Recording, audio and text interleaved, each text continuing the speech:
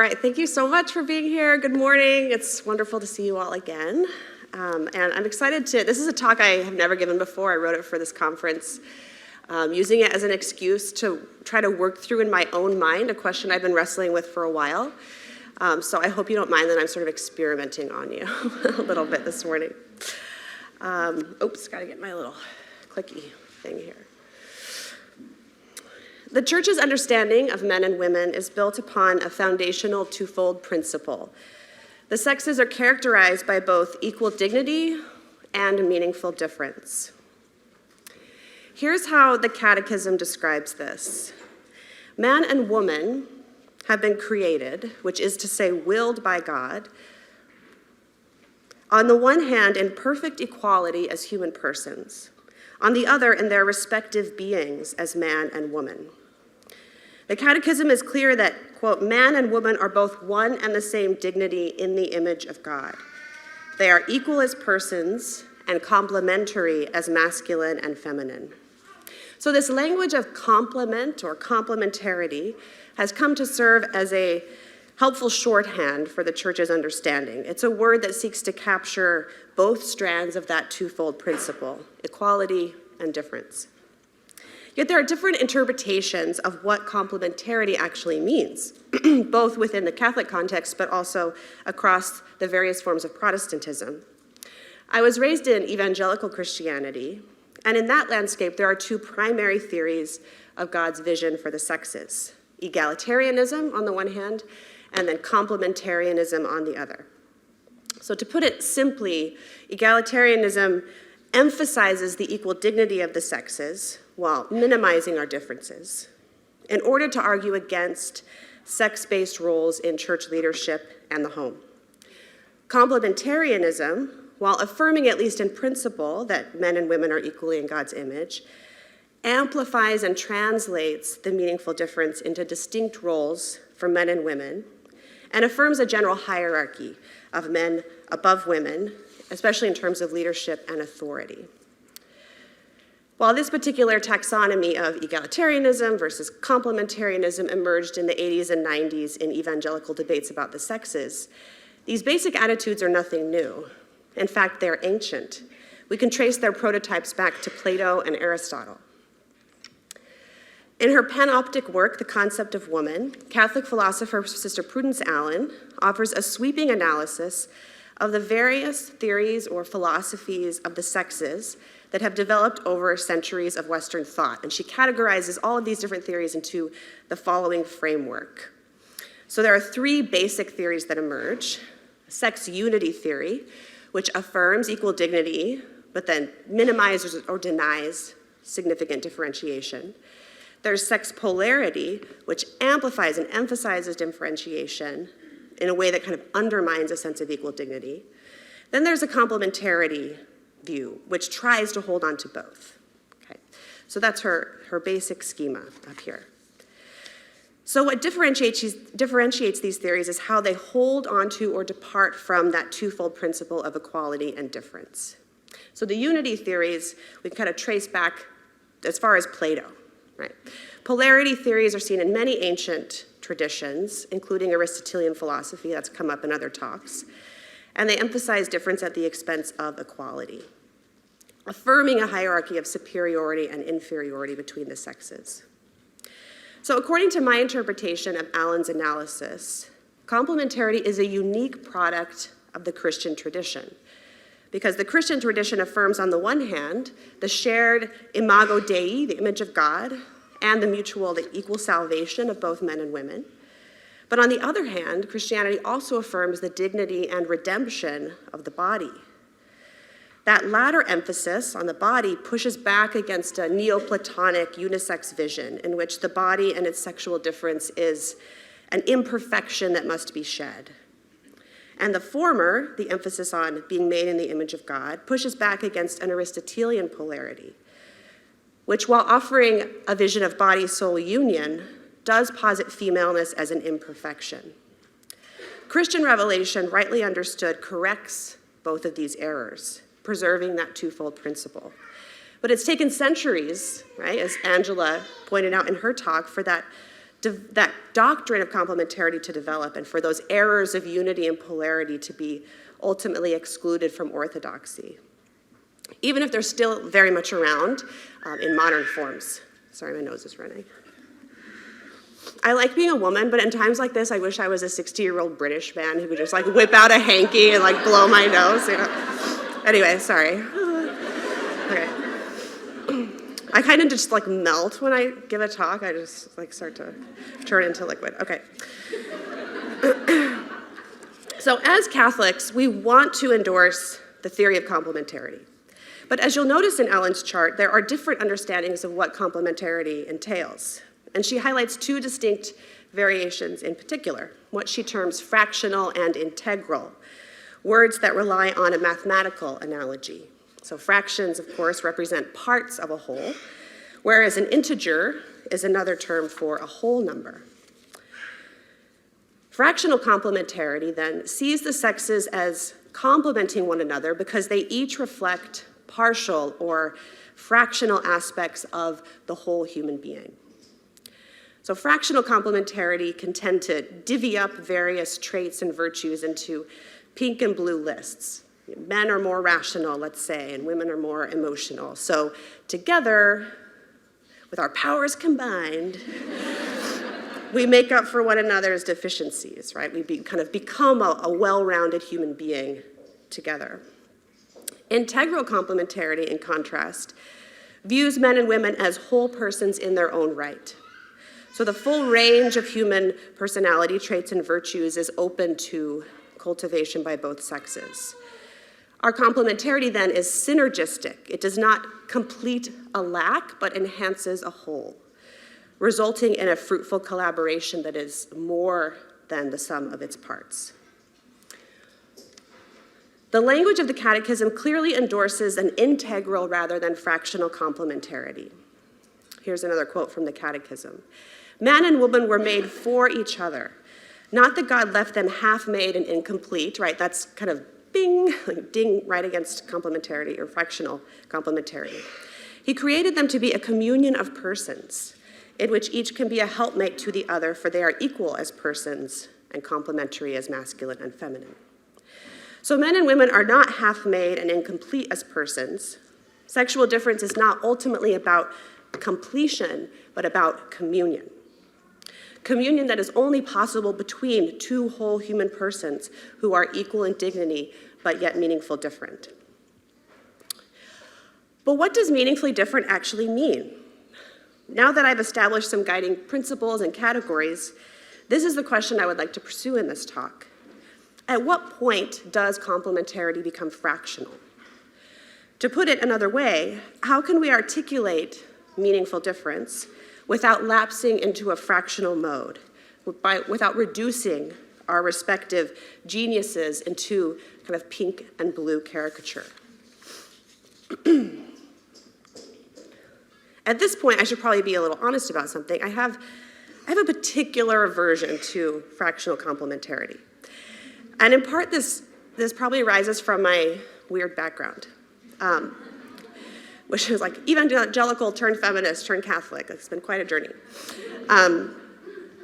One of the flaws of fractional complementarity is that it tends toward a hierarchical view of the sexes. It tends, or it kind of masks a hidden polarity. The complementarianism of my evangelical upbringing definitely falls into that mode. In fact, I'll be calling this more, I'm kind of calling it fractionalism rather than fractional complementarity, because I don't actually think it's a true complementarity. So in that context, difference was translated into a generalized hierarchy between the sexes, not just in marriage, but in general, right? Where positions of authority and leadership in all or most spheres, including teaching positions, were reserved for men. Certain virtues like obedience and humility were coded as feminine and framed in relation to men, primarily in relation to men, rather than in relation to God. For this reason, I am wary, and maybe overly so, whenever something belonging to the sphere of human nature is kind of bifurcated into a male or female attribute. But I also have this extensive background in feminist theory, which rather than leaning in a polarity direction, leans overwhelmingly in a unisex direction, downplaying differences in order to emphasize equality. We talked about this yesterday on the panel, how equality had become kind of conflated with sameness. Attempting to endorse or articulate meaningful difference between the sexes without heavily caveating these as patriarchal social constructs is a major faux pas in academic feminism. Difference, when acknowledged, is assumed to be both artificial, it's a construct of culture, and oppressive, something that's at odds with equality. But even in my feminist heyday, I gravitated toward French feminist theory, which in contrast to Anglo-American feminism, holds more space for sexual difference and the importance of female embodiment. So even before I became a Catholic, I was intuitively grasping toward the Catholic position of dignity and difference. But this experience with both polarity and unisex theories often puts me in an awkward tension. I want to better understand and articulate the meaning of sexual difference, but I'm simultaneously wary of accounts of sexual difference that rely heavily on stereotypes. And that is a charge often levied against Catholic position, that it endorses restrictive stereotypes about men and women. So I want to kind of face this claim head on in this talk and be honest about my bias against stereotypes, perhaps, while also interrogating and testing this wariness to see whether it holds up to scrutiny. There are some Catholic accounts of complementarity that I do find overly fractional. These accounts tend to ground complementarity in what I will call second-order sex differences. First-order sex differences are differences that are truly binary and true of all men and women. Men have bodies that are organized, structured, according to the potential to produce small gametes and generate through insemination. Women have bodies organized according to the potential of ovulation and gestation. Here, our differences are stark. Another example of a first-order sex difference might be natural hormonal production. While females do produce some testosterone naturally, the female range does not overlap with the male range at all. Here again is a stark bifurcated difference. So first-order differences arise from sexual dimorphism, where sexual dimorphism is sharp and distinct. That's kind of what I mean by first-order differences. Second-order differences then are fuzzier. Here I'm using this term to refer to psychological or personality-based differeces. Differences that are informed by biology, of course, but not strictly reducible to biology. So unlike first-order differences, oh geez, okay, thank you. These differences do exhibit a fair amount of overlap between men and women. Perhaps the simplest way to explain this distinction is this. Second-order differences fall along a spectrum with a good deal of overlap, while first-order differences do not. And I want to have a shout out to Josiah, who's a grad student here. I'm going to totally embarrass you, and I'm inspired by his work in making this distinction. He's developed a kind of schema of actually 5 orders of sex differences that I think is very helpful. So I'm kind of stealing from him a little bit, but giving him credit. So some Catholic accounts of complementarity rely heavily on second-order differences, presenting psychological differences as starkly bifurcated, in order to make the claim that our ability to complement one another is based on binary differences at the level of personality. Men bring one set of traits to the table, and women bring another distinct set of traits to the table, and thus we make up for one another's deficiencies. Taken together, we are more complete, right? That's kind of the idea. One example of this approach can be found in an essay entitled Men and Women, Their Differences and Their Complementarity by Dr. Paul Vitz.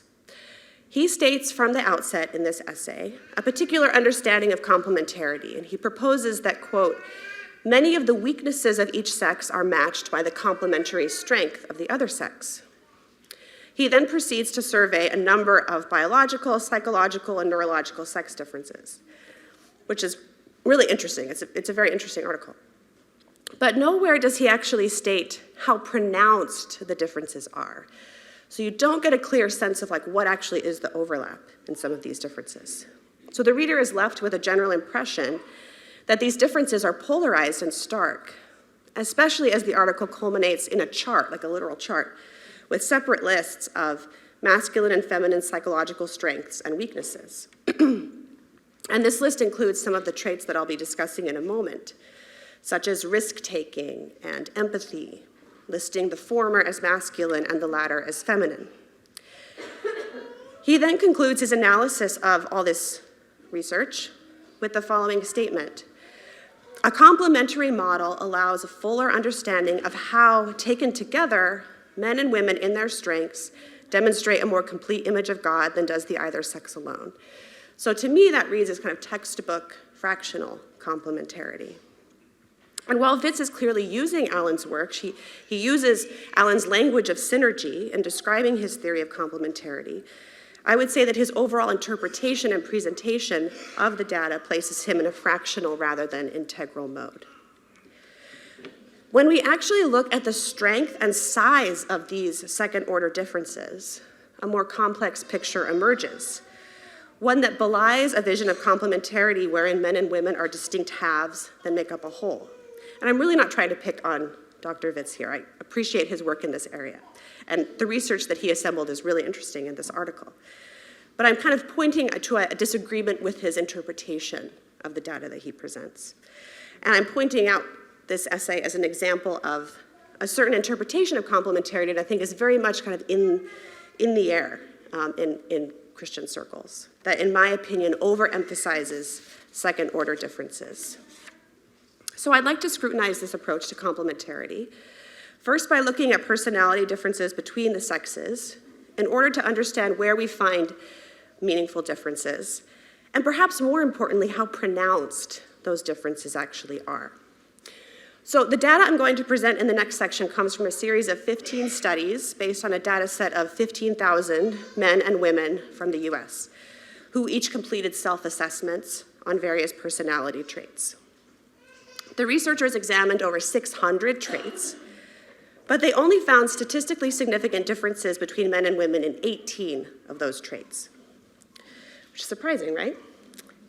Examples of traits from the no difference list, where there wasn't a sense of statistical difference, include things like adaptability, humor, dutifulness, self-discipline, right? So there were no clear correlation to sex in those traits.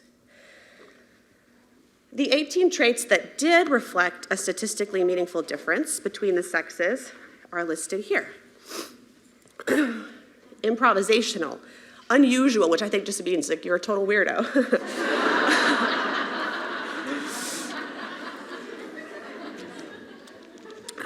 Complexity seeking, amicable, honest, warm, forgiving, aesthetic, so kind of oriented toward aesthetic, toward beauty. Emotionally aware, peaceful, compassionate, unselfish, sex-focused, thick-skinned, risk-taking, self-valuing, so kind of a higher estimation of self-worth. At ease, self-defending.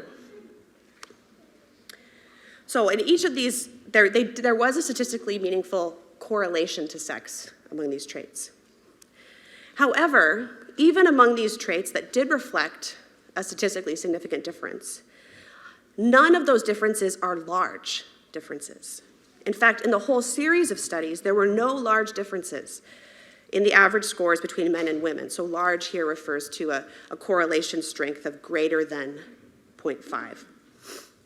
When we zero in on the one trait, which among all 600 reflects the strongest correlation to sex, even in this most pronounced difference, women are closer to the male average 37% of the time, and men are closer to the female average 28% of the time. There's a significant overlap. And again, this was the trait that was the most predictive of gender, with the strongest correlation, but we still have a sizable minority of men and women that are closer to the average of the opposite sex. So anyone want to take a guess which trait that was?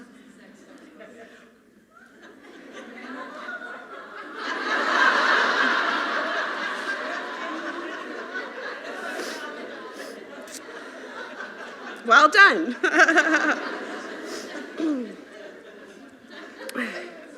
All right, so here is a graph that shows the correlations of all of those sex-correlated traits. And it shows the strength of the correlation, which I think is the really important missing piece that often happens in these conversations. So 9 of the traits were more correlated with femaleness, 9 more correlated with maleness. And so you can see that large would be above 0.5, and there are none that reach that much. There's only 2 that get into kind of a medium difference, and then everything else would be categorized as small differences. So let's take a closer look at a handful of these traits. Ones that I would say are more often featured in discussions of complementarity. So risk-taking and complexity-seeking on the male side, and emotional awareness and compassion on the female side. Okay, so this is risk-taking. Also, you can see my scores here because you can complete the self-assessment. So I'm not much fun, as you can see. So what's interesting here is that you can see that the clearest divergence is on the extreme end, right? Where the averages, the kind of typical male and female, are actually not that far apart. So there's significant amount of overlap here, right? And that it's actually pretty rare for either sex to be super risk-taking, okay? So to kind of say that the typical male is more of a risk-taker than the typical female, I mean, there's a sense in which that's true, but there's also a sense in which that exaggerates what's true. So this is less emotionally aware, more emotionally aware. Again, a lot of overlap. But also, the clearest sense of divergence is on the extreme, right? So if you're talking about a super emotionally aware person, there's a really good chance that person is female. But the average male and female are actually pretty close together. Complexity seeking. So here, for example, my score is closer to the male average than the female average. And this one has like so much overlap, right? And not a huge divergence at either end. And again, the averages are pretty close together. And here is compassionate, right? Where again, the biggest divergence is in the extreme, right? But then otherwise, it's pretty closely correlated, even though there is a meaningful statistical difference. So there are a number of key takeaways from this data that I think relate to the topic at hand. 1, there are a number of statistically significant differences in personality traits between the sexes. So this pushes back against the idea that men and women are basically interchangeable. So it pushes back against unisex theory. However, the differences are small for the most part, and none of them reflect a stark binary. None. Not even sex-focused. I didn't show you that chart because I don't want you to see my score.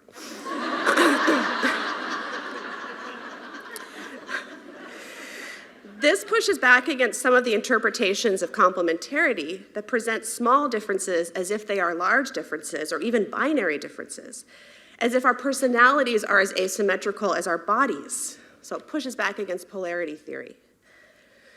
Almost any person will have a mix of results, if they take the self-assessment, between male-leaning or female-leaning personality traits. Like in the charts I just showed you, my score, I think, was closer to the female average on 2, closer to the male average on 2. And if you do the self-assessment, it predicts your gender based on your answers. And so this model predicted that I would have a 75% chance of being female, 25% chance of being male, just by my answers, right? So we could tell by my answers, right, that it was kind of pointing in that direction. On the whole, I was closer to the female averages. But there were a number of specific traits where I scored closer to the male range. In addition, and this I think is really important, the differences become more pronounced and bifurcated in the extreme ends of the spectrum, not among men and women in the average. And I think this is important because in some discussions of complementarity, the extremes are presented as what is typical of males or typical of females. Whereas in reality, the typical males and females are the ones closer to the averages of both sexes. And this is one of my worries about some articulations of complementarity. Small differences are presented as large or stark differences, and thus what is actually atypical for a male or female is presented as representative in general. We have kind of an exaggerated representation of a trait difference. The female who's closer to the male average and vice versa is often presented as the outlier, the exception, when in fact she's often closer to the norm. So what then are the implications of all this when it comes to thinking about complementarity, particularly that distinction between fractional and integral complementarity? So to be clear, simply acknowledging, discussing, or studying the differences between the sexes does not result in fractional complementarity. We don't need to be afraid to discuss these kinds of differences. I find it very interesting. However, I believe we do veer into fractionalism when a trait that is essentially human is presented as belonging overwhelmingly or even exclusively to one sex or the other. One of the hallmarks of integral complementarity is the claim that our differences, while meaningful and significant, in no way preclude each sex's ability to develop as a full human being. To put another way, fractional complementarity arises when second-order differences are assumed to be just as binary and static as first-order differences. That's the first step toward fractionalism. And so this leads me to the claim that I'm testing out in this talk. While second-order differences, such as the ones I've been discussing, they do play a part in complementarity, like they're not insignificant, but they show up, they're meaningful at the aggregate level, right? They're meaningful maybe at the population level, at the group level, but they're not always or even typically at play at the level of individual men and women. Ergo, I think, these differences cannot be the ground of complementarity. It cannot be the ground of our respective geniuses, because then a great number of men and women would be exempt from that genius. While analysis and discussion of second-order differences is important and fruitful, our understanding of complementarity should be primarily grounded in first-order difference. Grounded, in other words, in our asymmetrical embodiment.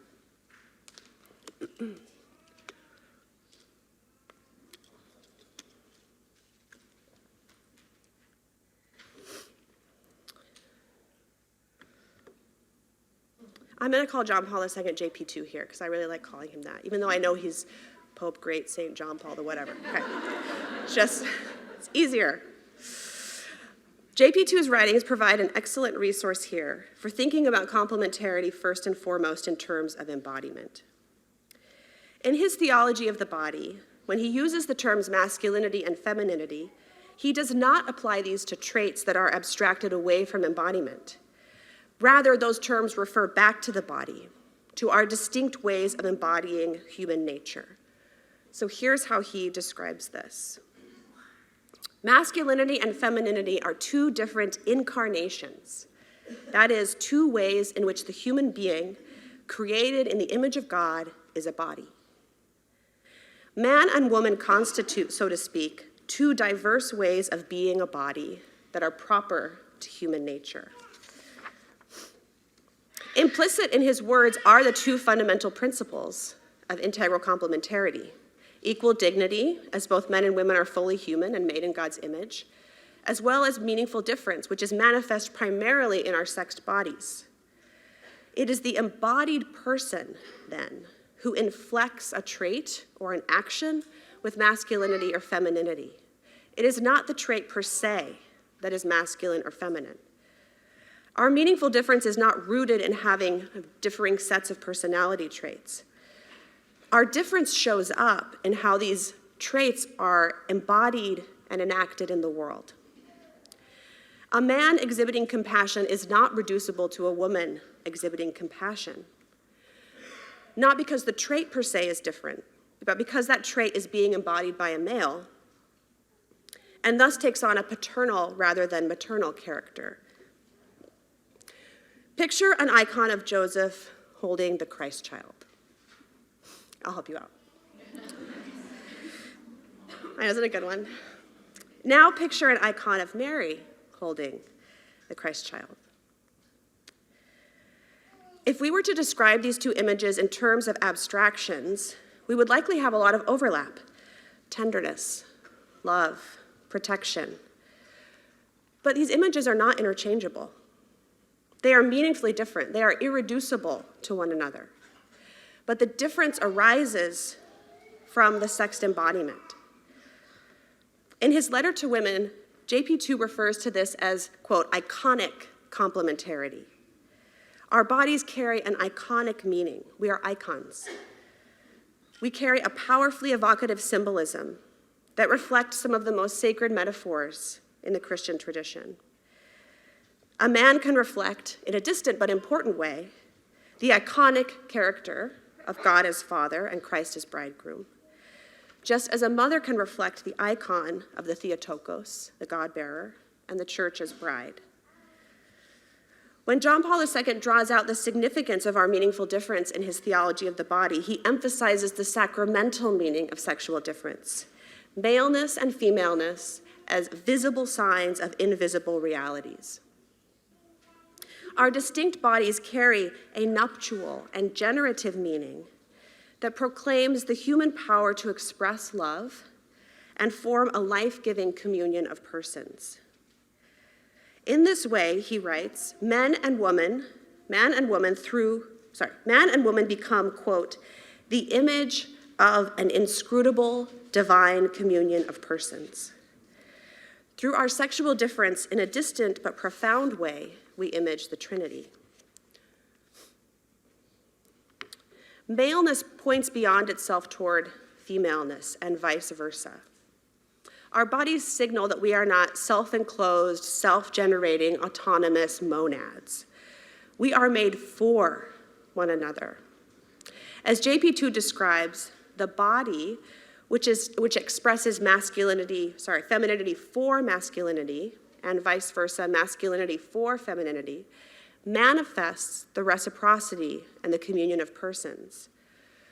Our sexual difference, then, is a sign of this reciprocal for, a sign that we are made for communion and self-giving love, whether that is lived out within marriage or within a celibate vocation. This dynamic of self-gift and reciprocity between the sexes is sometimes characterized, never by JP2, in a fractional way. It usually goes something like this: the man is the giver, the woman is the receiver. Now, there's some truth to this, but it's only a partial truth. If we reflect on the body, it is true that in the process of generation, the man gives of his own life-giving potential, which the woman then receives within herself in order to make it fruitful. But in bearing fruit, the woman then becomes the giver. The man must receive his child from the woman. He cannot generate within himself. He gives and receives. She receives and gives. The dynamic of gift and reciprocity then is mutual and reciprocal.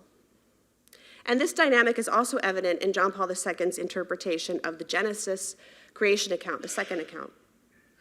In fact, in his reading, he places man primarily and first in the receptive mode.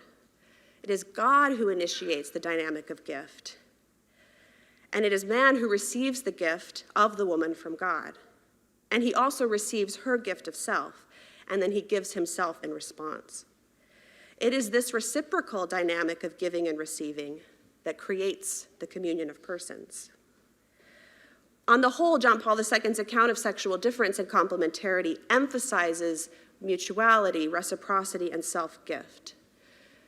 He's actually very restrained when it comes to making sharp distinctions between men and women in terms of traits or roles, beyond those that lie in first-order sexual differences, beyond those that are linked to motherhood and fatherhood. But there is one key area where he does highlight a specific call or task that God has placed on the man, and it is in the context of this dynamic of gift. Due to the effects of sin and concupiscence, the original dynamic between the sexes, that reciprocal self-gift, has become distorted or disrupted. JP2 writes, "The relationship of the gift changes into a relationship of appropriation." According to JP2, the man, as the first to receive God's gift of the woman, quote, ought to have been, from the beginning, the guardian of the reciprocity of the gift and its true balance. The man has a special responsibility to welcome femininity as a gift, not as something to appropriate or own or possess, and to initiate and preserve that mutual, two-sided, reciprocal exchange between persons. This means actively resisting the effects of concupiscence, the temptation to treat woman as an object of appropriation rather than a gift. He writes, "It is in open conflict with this exchange, the gift, to take from the woman her own gift by concupiscence. Although maintaining the balance of the gift seems to be something entrusted to both, right? So we are both bear responsibility in this. However, the man has a special responsibility, as if it depended more on him whether the balance is kept or violated, or even, if it has already been violated, reestablished. A specific task or role that JP2 does specifically entrust to men is to be guardians of the freedom of the gift. Men are called to steward their strength and power into an interior battle against evil, against the effects of sin, which distort love into domination. This entails cultivating their own internal freedom in order to ensure the freedom of the woman from appropriation and domination. It's only in a context of freedom that one can have a gift of self, right? The gift of self can never be compelled or coerced. It requires freedom. And so the man is sort of the guardian of that freedom. There's also a specific task or mission entrusted to women that comes through in JP2's writings. A prophetic call that is connected to our bodies and their maternal potential. That's my phrasing to use, maternal potential. Now, by the phrase maternal potential, I want to be very clear. I'm not restricting this to only mothers. After all, to experience the unique pain of a miscarriage or the unique pain of the inability to conceive a child within one's womb, only a person whose body carries maternal potential can experience those things. Those are uniquely maternal experiences. An infertile woman then still has a maternal body. An unmarried woman still has a maternal body. A consecrated virgin still has a maternal body. Whether or not we ever become mothers in the literal biological sense, our bodies are structured according to a potential to generate a new human life within, to house, protect, and foster a new human life in its most hidden and vulnerable stages. John Paul II calls women sentinels of the invisible. I love that phrase. We are the primary guardians, not the exclusive guardians. It's not like only our job, but we are the primary guardians of the dignity of human life, especially persons who are hidden, who are overlooked or discarded, unseen. If the man has a primary role in preserving and safeguarding the dynamic of mutual self-gift and love between the sexes, in receiving the woman as gift, the woman has a primary role in safeguarding the gift of the child and protecting this dynamic of love from the threat of domination. It is telling, I think, that the most damaging scandals of our time reflect violent betrayals of both of these calls. The sex scandals within the church reveal a perverse and total betrayal of the masculine mission to resist the temptation of dehumanizing sexual conquest. And the culture-wide celebration of abortion, under the guise of protecting women's rights and dignity, is a betrayal of the feminine mission to safeguard the sanctity of hidden human life. This understanding of complementarity, of our respective missions in the world, based on the prophetic call of our embodiment, truly reflects an integral vision, a vision of men and women as whole persons, which includes the freedom to respond to this call, Our meaningful difference is not rooted primarily in abstracted, polarized traits, but in the genius of our bodies, the genius of our nature, which presents to us a mission and a task, one that we can choose to accept or reject. Fractionalism tends to view differences as static or fixed, as if we are pre-programmed to think and feel and act in these two polarized modes. But any truly Catholic theory of complementarity must include an emphasis on human freedom and our moral agency. Even if we are responsive to and influenced by biological and social forces, we are not wholly determined by them. We are not machines. We are animals, yes, but moral and rational animals, capable of self-shaping choices and acts, particularly in cooperation with divine grace. Authentic masculinity, then, is not about exhibiting male-typical personality traits or embodying a stereotype. It is living and embodying holiness as a man. Authentic femininity is not about ticking off boxes on the pink trait list. True femininity is to manifest holiness as a female human being.